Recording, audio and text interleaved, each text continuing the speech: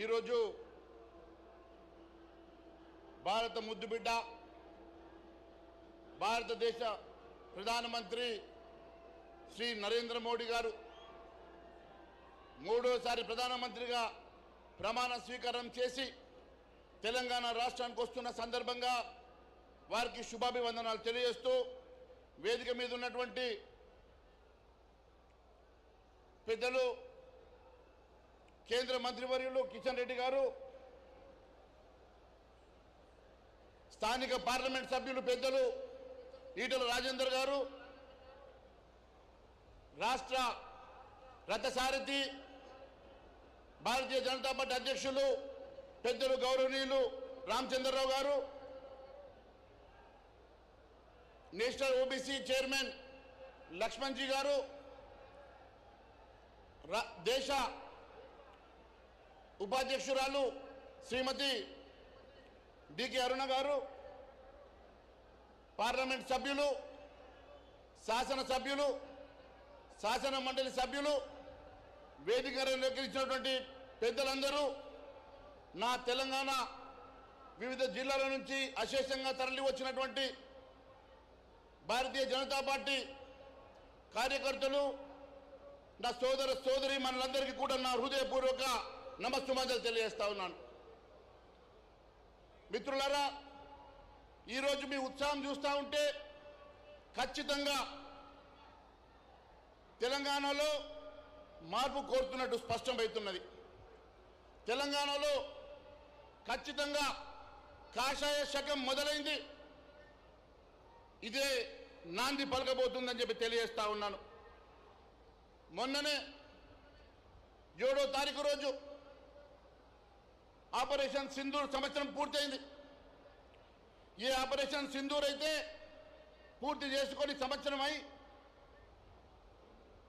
ఈరోజు సరిగ్గా ఏడాది అయింది. ఏడాది క్రితం మన ఆడపడుచుల సింధూరాన్ని తుడిచినటువంటి ఉగ్రవాదుల్ని గర్మే గుస్కే మారుంగాని పాకిస్తాన్ నడిబొద్దులో ఉన్నటువంటి ఉగ్రవాద స్థావరాల్ని ధ్వంసం చేసినటువంటి మహనీయుడు మన నరేంద్ర మోడీ గారు అని చెప్పి తెలియజేస్తా ఉన్నాను. మీరు ఒక్కసారి చూస్తే గత ప్రభుత్వంలో హైదరాబాద్ నడిబొడ్డులో ఉన్నటువంటి గోకుల్ చాట్లో, లుంబిని పార్కులో, దిల్సుఖ్ నగర్లో ఉగ్రదాడులు జరిగి అమాయక ప్రజలు మరణిస్తే, ముంబై నడిబొడ్డులో తాజ్లో జరిగిన ఉగ్రదాడి గతంలో జరిగితే చాతగాక చేతులు ముడుచుకున్నటువంటి ప్రభుత్వం గత కాంగ్రెస్ ప్రభుత్వం అయితే, ఈరోజు గర్మే గుస్కే మారుంగా అని చెప్పి పాకిస్తాన్ నడిబొడ్డులో స్థావరాన్ని ధ్వంసం చేసినటువంటి నరేంద్ర మోడీ గారు అని చెప్పి తెలియజేస్తా ఉన్నాను. ఇక్కడ బహుశా వాళ్ళు మర్చిపోయారేమో, ఇది ఇంకా కాంగ్రెస్ ప్రభుత్వం అనుకున్నారేమో, ఇది మోడీ యుగం. వాళ్ళు మర్చిపోయారు. మోడీ గారు సమాధానం మాటలతో కాదు, నిజంగాతో చేశారు.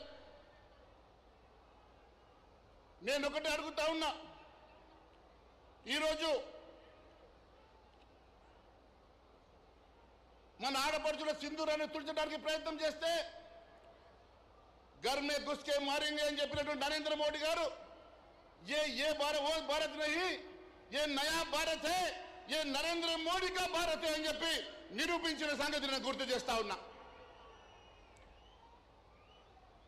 బెంగాల్లో చూసాం, భారతీయ జనతా పార్టీ నాయకులతో నిర్మాణమైనటువంటి పార్టీ కాదు.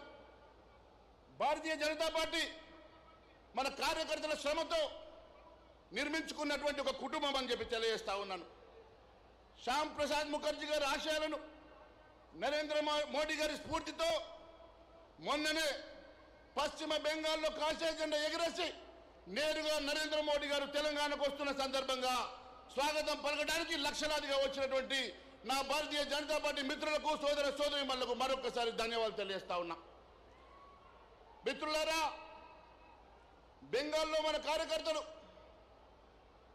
అనేక ఇబ్బందులు పెట్టినా, తప్పుడు కేసులు పెట్టినా, హత్యలు చేసినా, ఎన్ని రకాల ఇబ్బందులు పెట్టినా తల వంచక నిరంతరం పోరాడి రక్తం చిందించి అక్కడ కాషాయ జెండా ఎగిరేసిన సంగతి నేను గుర్తు చేస్తా ఉన్నాను. మోడీ గారు అన్నారు హమ్ జరూర్ హిసాబ్ కరేంగే అని. ఈరోజు అదే పరిస్థితి తెలంగాణలో కూడా కనిపిస్తూ ఉన్నది. అనేక మంది మన కార్యకర్తల మీద తప్పుడు కేసులు పెడుతూ, అనేక మందికి మన కార్యకర్తలను ఇబ్బందులు పెడుతూ బెదిరిస్తున్నటువంటి కాంగ్రెస్ ప్రభుత్వానికి హెచ్చరిస్తా ఉన్నాం. రేపు రాబోయేది భారతీయ జనతా పార్టీ ప్రభుత్వం. ఖచ్చితంగా అన్ని గుర్తుంచుకుంటాం, మీ అందరికీ సమాధానం చెప్తామని కూడా తెలియజేస్తా ఉన్నాం. మిత్రులారా, అనేక మంది మన కార్యకర్తలను జైలుకు పంపించి మాట్లాడితే హేట్ స్పీచ్ ద్వారా మనల్ని కేసులు పెట్టినటువంటి ఈ ప్రభుత్వానికి ఖచ్చితంగా బుద్ధి చెప్తామని చెప్పి తెలియజేస్తా ఉన్నాం. మోడీ గారు అన్నట్టు సబ్కా హిసాబ్ కరేంగే హమ్ భూలేంగే నహీ, సబ్కా హిసాబ్ జరూర్ కరేంగే అని చెప్పి తెలియజేస్తా ఉన్నాను. మిత్రులారా, ఒక పక్క నరేంద్ర మోడీ గారు కశ్మీర్ నుంచి కన్యాకుమారి వరకు అనేకమైనటువంటి గుళ్ళు కడతా ఉన్నారు. మొన్ననే చూసాం కాశీ లోపల కారిడార్ని నిర్మించిన సంగతి. మొన్ననే చూసాం అయోధ్యలో శ్రీరామ మందిరాన్ని నిర్మాణం చేసి అనేక మందిరాలు ఒకవైపు నిర్మాణం చేస్తూ తెలంగాణలో రామప్ప గుడికి యునెస్కో స్టేటస్ ఇప్పించడమే కాదు, తెలంగాణలో 1000 స్తంభాల గుడికి 40 కోట్ల రూపాయలతో పునరుద్ధరణ చేస్తూ గుళ్లను, సంస్కృతిని, సాంప్రదాయాన్ని కాపాడుతూ ఉంటే తెలంగాణలో మాత్రం ఇప్పటికి 27 నెలల్లో 13 గుళ్లను కూల్చినటువంటి ఈ కిరాచక ప్రభుత్వం మొన్న వరంగల్ జిల్లాలో పురాతనమైన 800 సంవత్సరాల శివాలయాన్ని నేలమట్టం చేసి మేము రజాకర్ల వారసులమని చెప్పే ప్రయత్నం చేస్తూ ఉన్నారు. నేను అడుగుతా ఉన్నాను, ఈరోజు ఈ రాష్ట్రంలో ఉన్నది కాంగ్రెస్ పాలన, ముస్లిం లీగ్ అని చెప్పి అడుగుతా ఉన్నా. వీళ్ళు గజనీ, బాబర్, ఔరంగజేబ్ వారసులని వారి అడుగుజాడలో నడుస్తున్నట్టుగానే రేవంత్ రెడ్డి నడిపిస్తున్నాడు. ఇటీవల కొందరు జై శ్రీరామ్ నినాదంతో మాట్లాడితే అన్నం పెడుతుందని అడుగుతున్నారు. నేను అంటా ఉన్నాను, ఈ దేశంలో జై శ్రీరామ్ అంటే తప్ప, ఈ దేశంలో జై శ్రీరామ్ అనకూడదా? నేను అడుగుతా ఉన్నా. బీబీజీ రామ్జీ 105 రోజులు పేదవారికి అన్నం పెట్టే పనితనాన్ని కనిపిస్తే దాన్ని కూడా వ్యతిరేకిస్తా ఉన్నారు, రాముడి పేరుందని. వాజ్పేయి గారు అన్నారు आप बीजेपी से लड़िए लेकिन राम की से मत लड़िए అని. నేను అంటా ఉన్నాను, ఈరోజు శ్రీరామ్ అనేవాళ్ళు క్రిమినల్స్ అని చెప్పినటువంటి మమతా బెనర్జీ పరిస్థితి ఏమైంది? సనాతన ధర్మాన్ని కించపరిచిన స్టాలిన్ పరిస్థితి ఏమైంది? హిందుగాళ్ళు బంధుగాళ్ళన్న కేసీఆర్ పరిస్థితి ఏమైందో మనం కళ్ళారా చూసాం. అదే పరిస్థితి హిందువుల మీద, హైందవుల మీద దాడి చేసిన ఏ పార్టీ కూడా మనుగడ సాగదని చెప్పి మరొకసారి తెలియజేస్తా ఉన్నాను. అంతేకాదు, మేము శ్రీరామని జై శ్రీరామ్ అని బరాబర్ అంటాం. అందామా? జై శ్రీరామ్, జై శ్రీరామ్. ఈరోజు ఈ తెలంగాణ ప్రభుత్వం కేవలం ఢిల్లీకి బానిసలుగా మారి మూటలు మోయడానికి మాత్రమే ఉన్నది. తెలంగాణ కేవలం ఏటీఎంగా మారింది తప్ప తెలంగాణలో ఇక్కడ సంక్షేమ కార్యక్రమాల కోసం, పేదవారి కోసం మాత్రం ఈ ప్రభుత్వం పనిచేస్తలేదని చెప్పి తెలియజేస్తా ఉన్నాను. నాడు రజాకర్లతో వారి అరాచకాలను ఎదిరించినటువంటి గడ్డ ఇది.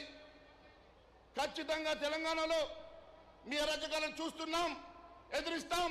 ఇక్కడ కాషాయ జెండా ఎగిరేసి తీరుతామని చెప్పి తెలియజేస్తా ఉన్నాను.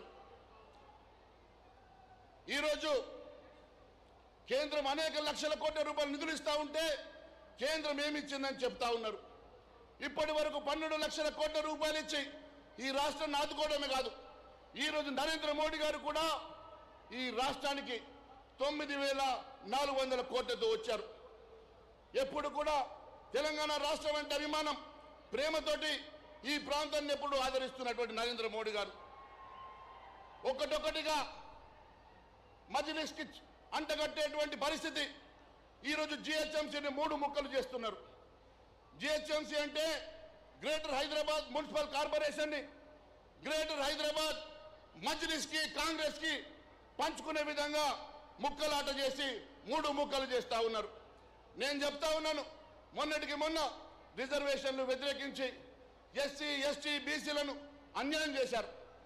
మొన్నటికి మొన్న రిజర్వేషన్లను అడ్డుకొని ఎస్సీ ఎస్టీలకు పెరిగేటువంటి సీట్లను అడ్డుకున్నటువంటి మహిళా రిజర్వేషన్ అడ్డుకున్నటువంటి దుర్మార్గులు ఈ ఇండియా కూటమి అని చెప్పి నేను తెలియజేస్తా ఉన్నాను. మిత్రులారా, మొన్నటికి మొన్న సర్ ద్వారా ఈ దేశంలో 5 కోట్ల ఓట్లను సరిచేస్తే అది కూడా వారికి మరి నచ్చడం లేదు. ఈ రాష్ట్రంలో ఎన్సీఆర్బీ చెప్పినటువంటి క్రైమ్ విషయం చెప్తాను.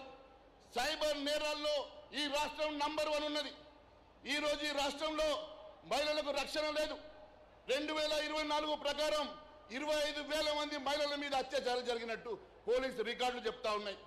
అంతేకాదు ఆత్మహత్యలలో ఈ రాష్ట్రం దేశంలో 2వ స్థానంలో ఉన్నది. రైతులను ఆదుకోకుండా అన్ని రకాలుగా రైతుల్ని ఇబ్బంది పెట్టేటువంటి ప్రభుత్వం.